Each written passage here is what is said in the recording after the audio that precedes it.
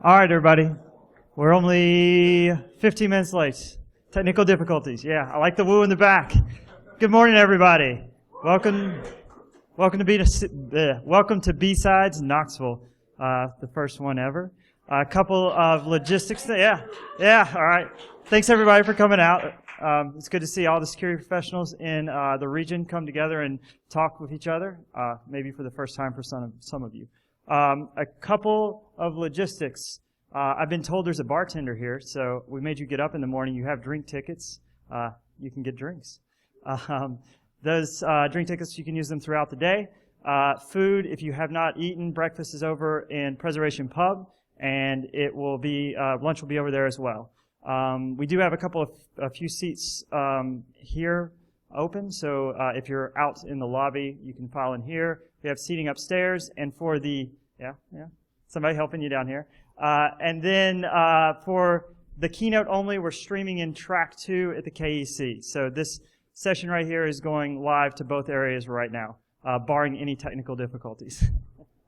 And then track 2 throughout the day is going to be over there as well, so we'll split right after the keynote actually ends. So with that, I will not waste any more time. Our keynote today is someone who's been speaking at multiple security conferences. You may have seen his work in academic publications at places like Black Hat and DEF CON. He's done multiple research, packet and packet hacking, a few other things as well. But with that, we have the fortunate honor of having the good preacher Travis Goodspeed do our keynote today. Howdy, y'all.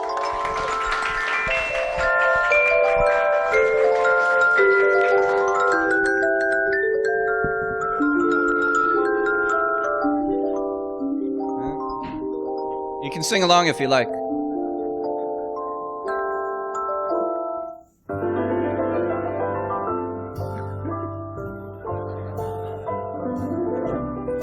You're waiting for me to interrupt this, but I won't.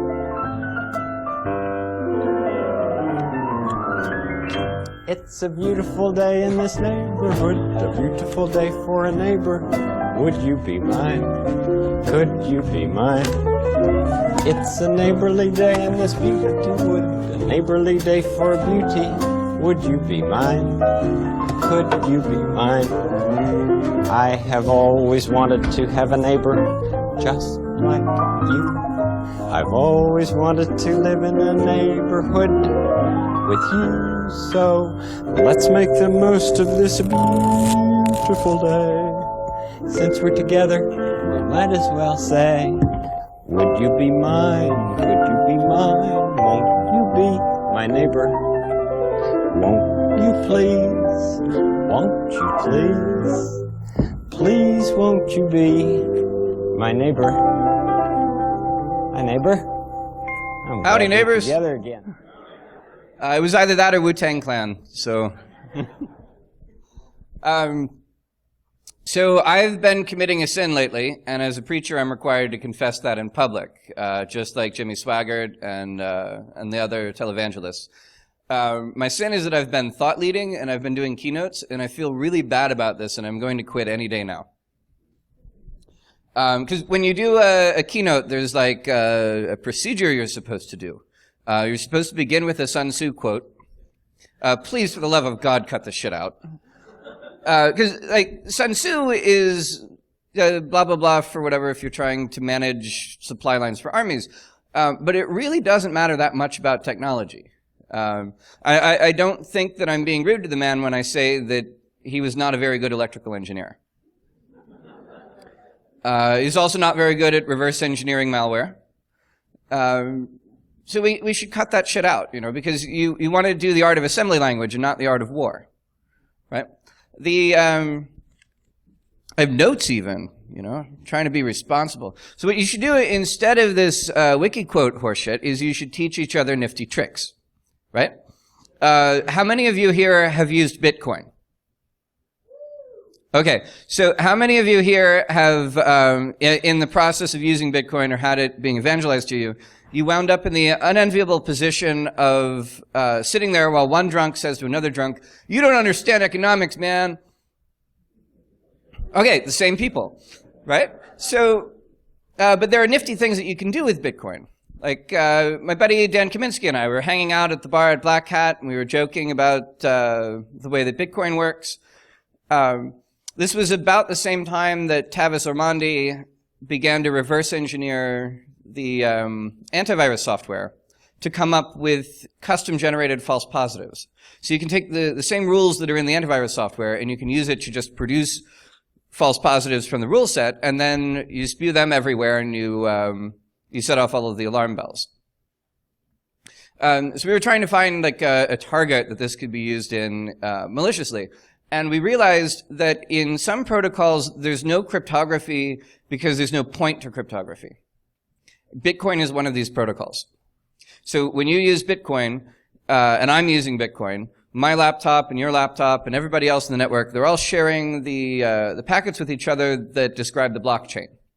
And the blockchain is verified, but it's not encrypted. So it's going over the air in clear text. This isn't a problem as far as the integrity of the chain goes, because it being clear text doesn't allow you to change anything in the ledger, right? Because you would be no different than any other malicious participant in the network. What it does allow you to do is to publish things into the ledger.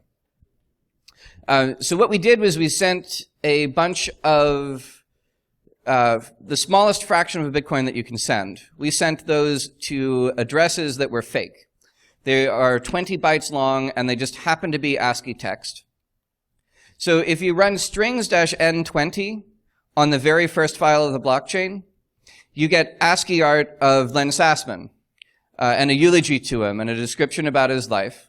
And just because Len would find this to be utterly fucking hilarious, we also included an ASCII art portrait of Ben Bernanke, the then chairman of the Federal Reserve.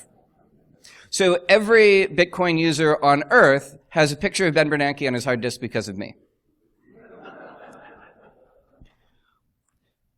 There are other nifty tricks you can do. You can play around with radio, right? So the idea behind shortwave radio, for those of you who are not familiar, and you should be familiar, because in Tennessee you can do awesome things with radio that are utterly impossible in Manhattan, where I have the misfortune of living. So the idea is that you have a giant antenna coming up above your house, and you run a radio signal into it with up to, say, 100 watts. Legally, you can do up to 1,500. And this signal bounces off of the atmosphere. So you can communicate with other continents. You can transmit from here to Argentina, and there are people in Argentina who have radios, and they'll talk back to you. And this happens because anything under about 50 megahertz sometimes reflects off of the atmosphere. So if you choose the right frequency and you transmit at the right time of day, your signal will go to other countries. So I'm playing around with my radio, and I start noticing interference. And wherever you have a problem in software or in hardware, that's usually an opportunity to be clever and malicious. In this case, I wound up with an interfering signal right in the middle of the 10-meter PSK31 band. This is where you use just a 30 baud radio signal in order to transmit text. And the text is designed at 30 baud because that's about how fast you type. So it's used for live conversations with modems. And I had this giant interfering signal in the middle of it. And again, I live in Manhattan, so I can't have an antenna locally, so I have to SSH into my antenna.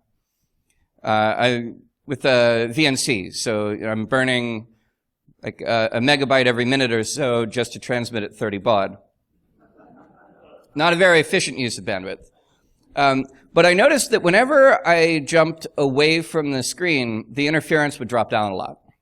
And whenever I jumped back to that screen, it would jump back up. Like in the waterfall diagram, I saw it expanding and contracting. So I called a friend of mine who lives down the street from my antenna, and I said, "Hey, Jim, do you see the signal at 28.121 megahertz?" And he fiddles around with his radio, and he's like, "Yeah, I hear a whistle." And I said, "Okay, listen to that whistle and tell me if it changes." And then I jumped onto the VNC session, and he said, "Yeah, it got all staticky, like a little bit of popping sound." So last weekend, we managed to transmit Morse code from this interference. Now, the interference it turns out, you know the twisted pairs in 100 megabit Ethernet? Have you ever been lazy and untwisted them just too much? And you plug it into the connector and it works anyways, so you just high five and you're done wiring the house? Maybe y'all are more responsible than I am. So that's what the interference was coming from. And wherever you see this wide pattern here, that's when traffic is going over my home network. And whenever you see this thin line here, with maybe like a little blip when there's some small traffic, that's when almost nothing is going over my home network. With a shortwave radio, you can tell when I am streaming a movie to my laptop. With a shortwave radio, you can receive data exfiltrated from my home network even if I cut it off from the internet. Isn't that nifty? So you should share these tricks with each other, right? Because these tricks are how you do new things in engineering. And they're how you find new bugs to exploit. They're how you understand the things that you're reverse engineering. And in addition to sharing these tricks, you should read the fucking paper. I'm serious about this. And you should treat it like scripture. Frac 4914 is smashing the stack for fun and profit. This is where many of us learned how the call stack works in C for the very first time. This is how we learned how to overwrite a return pointer in order to get code execution of foreign code. There's uninformed 6.2. This is a lovely one. This is when a couple of neighbors got together and they started fuzzing Wi-Fi drivers from the radio side. And Wi-Fi has a lot of fields that are always a specific value, a known value. And it has sizes that have to line up to each other. So they found that they could actually get a stack buffer overflow with memory corruption exploitably in the Windows kernel and the Mac kernel and the Linux kernel through a Wi-Fi beacon. Isn't that nifty? But treat it as scripture, right? And these books from No Starch, right? This Hacking, The Art of Exploitation, Metasploit, The Pen Tester's Guide. Okay, these books won't exist if we don't read them. Bill Pollock is a saint for publishing this stuff. The Hacking the Xbox book. Bunny's publisher wimped out on him, refused to take the legal risk. So No Starch printed it. And they keep doing this. They keep coming out with books that teach us how to do reverse engineering, how to do hacking, how to read, how to write. You know? So you should also write the fucking paper. These books won't exist if we don't write them. And these articles won't exist if we don't write them. And if you write them, you can get them published. And then people look at them and they think you're a lot smarter than you actually are. It's lovely. Then you can stop writing papers and start thought leading and you just rant on stage for a half hour. It's great. And also being a preacher, people come up to me and they try to gossip with me, right? I mean, in some faiths you confess to your priest directly. In others you gossip directly with God. You know, like, you remember the one where Homer found the power of prayer? And he just kept gossiping about Maud Flanders? So people come up to me and they say, oh, the so-and-so group is unethical, right? So the black hats, they come up to me and they say that the white hats are unethical. They say that the white hats kill bugs and that we should cherish bugs like good Buddhists. And we should turn them into memory corruption exploits and then we should make them self-propagating and we should release them into the world to spread and to do all sorts of clever things. You know, but I explained to them that if the white hats didn't kill bugs, there would be no selective pressure to come up with more clever bugs or more clever exploits. So don't be too hard on the white hats.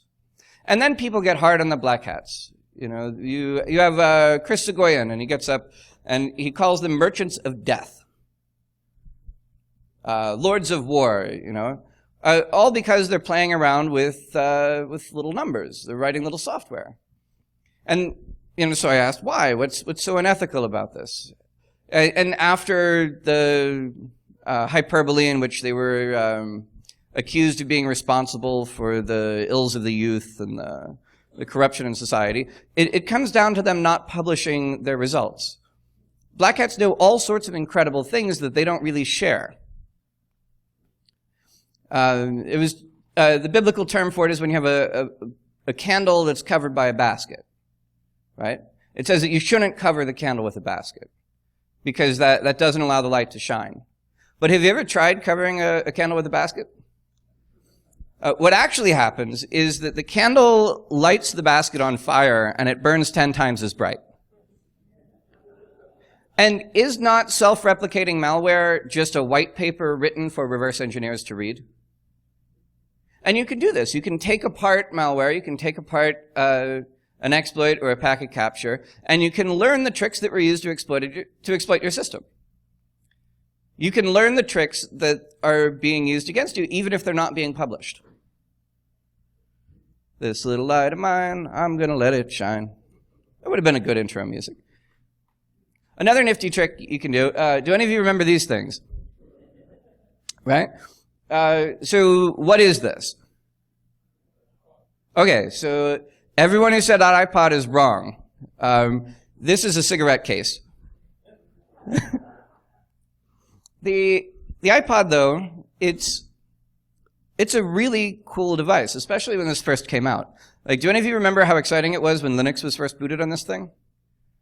I mean, this was a computer you could fit in your pocket. And that was back when cell phones had numbers on them and buttons and all sorts of crazy advanced technology. During the Zoolander era, do you remember how small they made phones back then? But this iPod, this is a full-fledged computer. You can program this in C. So some neighborly folks got together and they reverse engineered the iPod firmware and they ported an operating system called Rockbox. Rockbox is an open source MP3 player.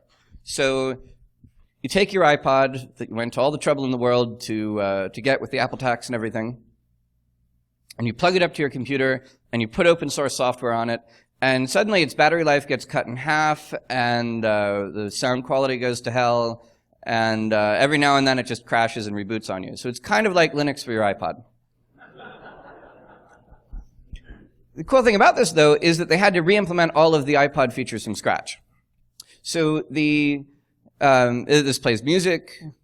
This allows you to record music. You can play Doom on your iPod. One of the other things that an iPod has to do is it has to allow music to come in from your host. In today's highfalutin world, your iPhone speaks a custom protocol. It's really complicated, and you have to use iTunes to put music on it. Back then, the iPod was the same way, but the iPod also had a disk that you could access. You could mount it on your computer, and you could copy files onto it. You could not, however, play music files from the file system with your iPod in the original style. So in Rockbox, they just added that. So in Rockbox, if you want to play an MP3, you just navigate to the directory, and you tell it to play the directory. To do this, they had to implement USB mass storage.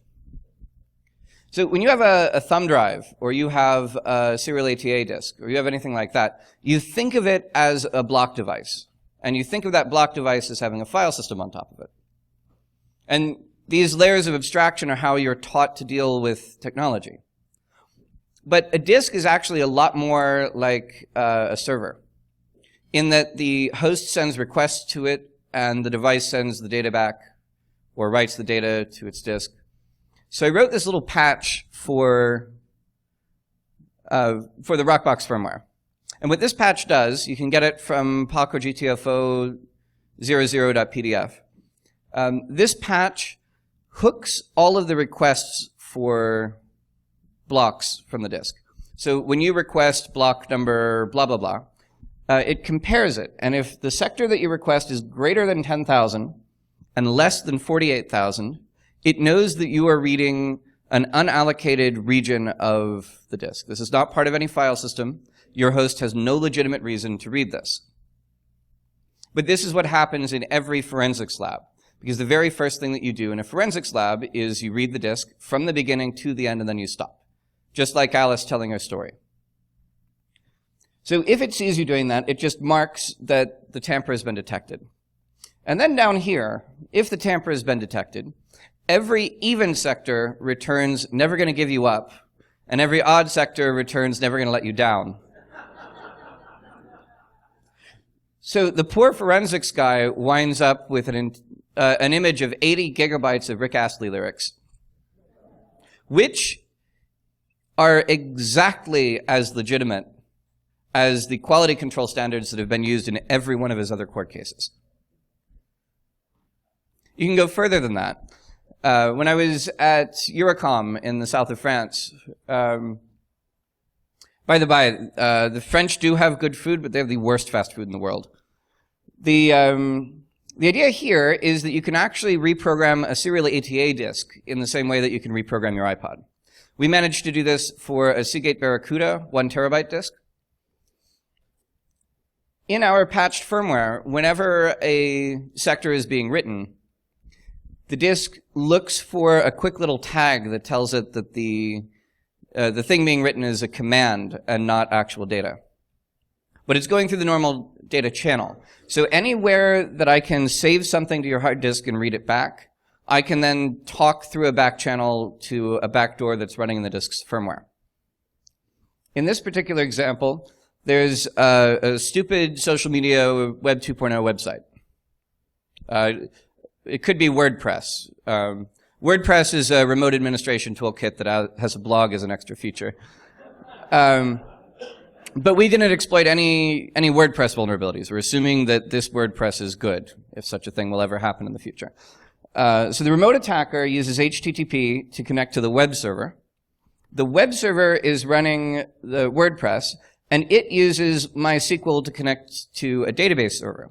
And the database server uses MySQL to talk through the MySQL storage engine down to the file system driver, say ext4. The file system driver uses the block.io device driver to write to the disk. And the disk is where our backdoor sits. So the remote attacker connects to the website, and he says, I would like to update my profile. I would like my profile to be this piece of base64 encoded blobbery. And the web server allows that. And then the new profile goes out to the SQL database server, which gets written onto the hard disk. And the hard disk decodes this and sees that the remote attacker wants a copy of etc shadow. So it then uses its file system driver to run along, find etc shadow, and save that to the location instead of the command that it was given. So then the remote attacker says, oh wait, I forgot what my profile is. Could you please send that back to me? And the web server asks the database server, which asks the block device. And the block device gives him back his profile, which now is the contents of etc shadow. You can actually mount the entire hard disk remotely this way. And this causes less than a 1% performance hit. So it looks like the disk is just naturally aging. Isn't that nifty? The other thing about being a preacher is that people ask you for advice, and the students in particular, they want to know which programming language to use.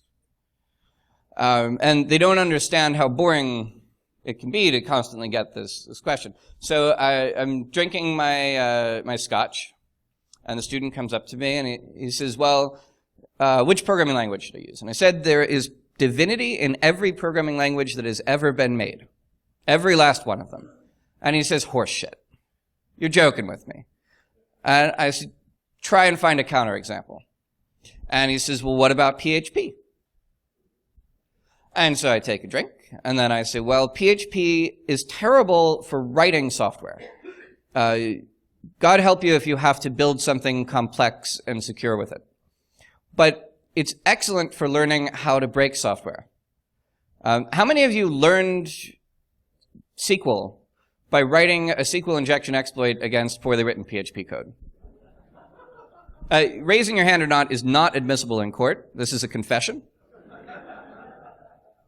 So that's the value of PHP. Not that it teaches you how to do something right, but that it teaches you how to do something wrong. And by seeing that train wreck of technical debt, you know not to reproduce that in the things that you're building yourself. So the student comes back to me and he says, well, what about BASIC? Edsger Dijkstra says that GoTo is harmful and that BASIC corrupts the minds of the youth. And I said, well, Edsger Dijkstra is racist. He's racist against BASIC because BASIC is the greatest introductory programming language. If any of you have children and you're trying to teach them how to program, and for some idiotic reason you want them to grow up to be reverse engineers, give them BASIC. And I'll tell you why. BASIC has two features that nothing else on earth can compare to. The first feature is that line-numbered BASIC becomes so complicated that you have to learn to understand spaghetti code. You have to learn how to chase through these different line numbers. For those of you who are too young to have used BASIC, in BASIC you count your lines by tens. So the traditional first program is 10, print hello world, 20, go to 10. The reason why you do it by tens is so that you can add a 15 in the middle to do something else. And this creates hideous code. It's horrible to read. But when you've learned how to program by looking at that sort of spaghetti code, and then you start trying to reverse engineer assembly language that's produced by a halfway competent compiler, it looks like a piece of cake. You know, no compiler can produce code as bad as a beginning BASIC programmer. If you try to reverse engineer gorillas.bas, then by the time you start reverse engineering malware in IDA Pro, you'll think, oh, this is a piece of cake. There's another reason. So like every programming book begins with hello world, and then it teaches you loops, it teaches you variables, it teaches you some other things about the language, but none of them are as cool as about the 6th chapter of every book on line-numbered BASIC. This is from a book on programming the Apple II. And I'm going to read this aloud just so you can imagine how absurd this is from a modern standpoint. As you have seen, peak of negative 16,336 clicks the speakers of the Apple II. Poke, negative 16,336, 0, will also click the speaker, and any program which repeatedly peaks or pokes the address, negative 16,336, will produce a steady tone. So peak reads a value from memory, poke writes a value into memory at an arbitrary address. So what this is telling children to stick their finger into the brain of the Apple II just to watch the thing twitch because that'll make some noise. Is this not the greatest educational tool you've ever seen? Because from this, you learn strobe registers. Notice that you don't just have to write to that address to cause an effect. Actually, reading from that address will cause an effect. And the reason from that is that in the Apple II's wiring, they just run the address lines off to select the sound device. They don't bother running the data lines anywhere near that chip because that would involve extra wiring. They're trying to save copper and they're trying to save transistors. This also teaches you that the computer itself has memory addresses. This is a pointer. It teaches you that the memory address space is a signed integer, right? Because Apple BASIC doesn't support unsigned addresses. So this is actually in the upper half of memory, but you give it a negative address because that's the only way to have the right value. Because you can read from an arbitrary address, you can use the peek command to dump a copy of the Apple II ROM to the screen or to the printer. You can disassemble that ROM. All of this you learn from a 6th chapter of a children's book trying to tell you how to make a sound on the speaker. This is the learning curve of a cardboard box. It's brilliant. So then the student says, well, I've got another example, preacher. And I said, no, there's no example that can stump me. And he says, well, what about Java? And I take a shot of whiskey. It was good whiskey. It was sipping whiskey. I feel bad for it. But I just shot it down and I said, the lesson is over for today. There are other things that you can do when you're not able to use the technology that you have. So, I mean, quite a few of us work defending computers. And we have all of these nifty techniques that we've learned for breaking into computers. But we don't want to do anything unethical, so sometimes we have fewer opportunities. This is a car from the Soviet Union. This has a motorcycle engine in it. It's a copy of the American King Midget. My dad had a King Midget. He told me that marriage is when you could no longer park your car in the living room. And these things were lovely. They had a motorcycle engine. They had a belt-driven replacement for the transmission. You get 90 miles per gallon. It says 45 miles per hour, but I can't imagine it actually going that fast. This poor little fellow, he's in the Soviet Union. He has his little car. Now, the King Midget was like a toy car or a kit car. You'd have to assemble it yourself from pieces that would come mail order. But this car, even though it was just as ridiculous and just as underpowered a vehicle, this was a status symbol. You know, you had to have connections to get this. So our poor fellow, we'll call him Dmitri. Dmitri's sitting there, and he has this fancy car, and he wants to drive it around, and doesn't want it to get stolen. And he also likes amateur radio, but he's not allowed to transmit because he's in one of those like closed Soviet villages that were used for designing missiles and stuff. And if any shortwave signal started coming out of there, well, the black helicopters would swoop in. So what he did was he built a shortwave transmitter, and he put it into his car with a cutoff switch so that he knew to turn the cutoff switch off before turning the car on, so that the radio wouldn't transmit. But if you didn't know this, then the car would start chirping out what sounded almost like encrypted Morse code on a shortwave channel. So the teenagers who stole his car never expected to get pulled over by black helicopters.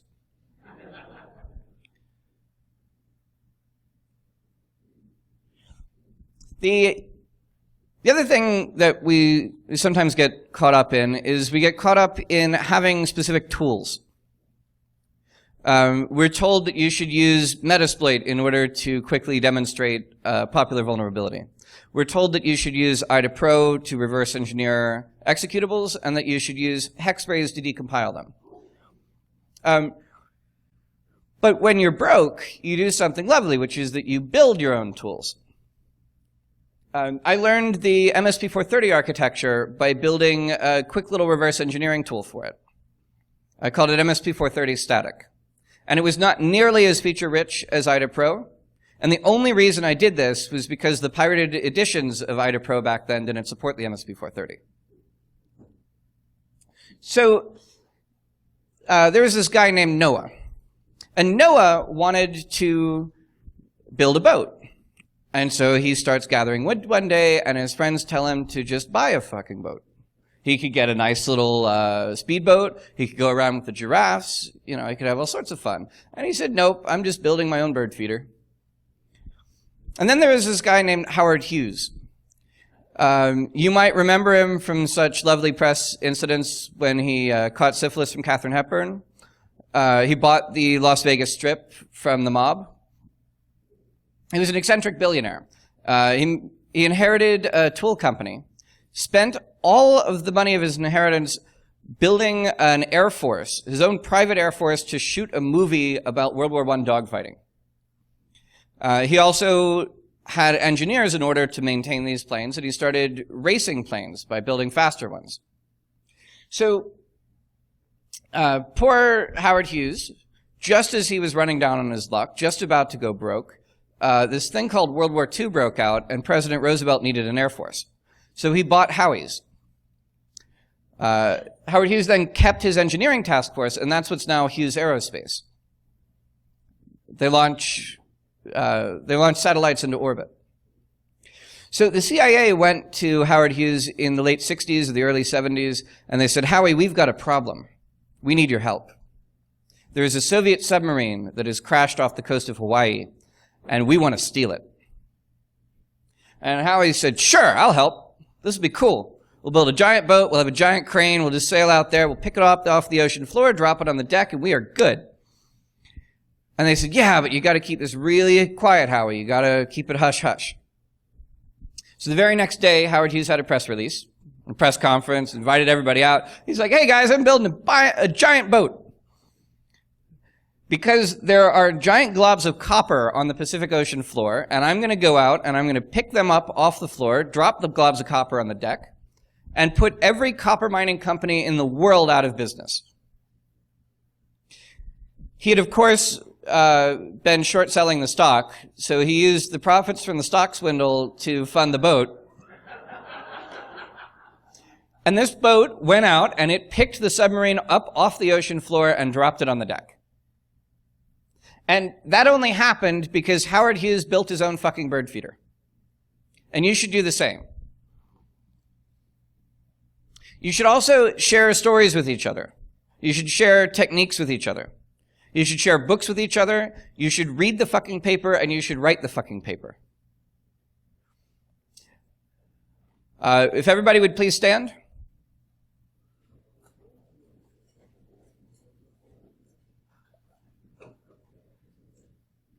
All right, now please be seated.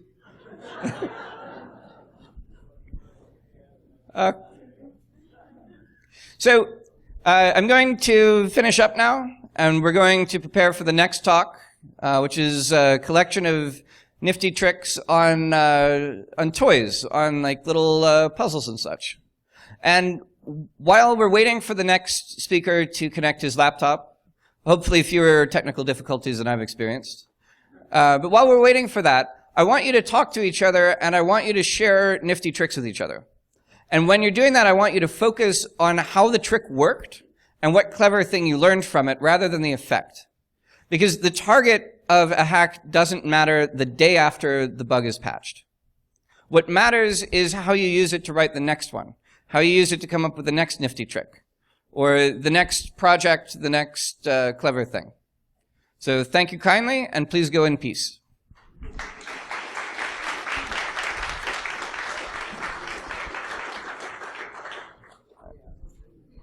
Oh, and I'll be giving away a book, but you have to teach me something clever if you want it. All right, so everybody, before everybody leaves, because we're still streaming to both sites,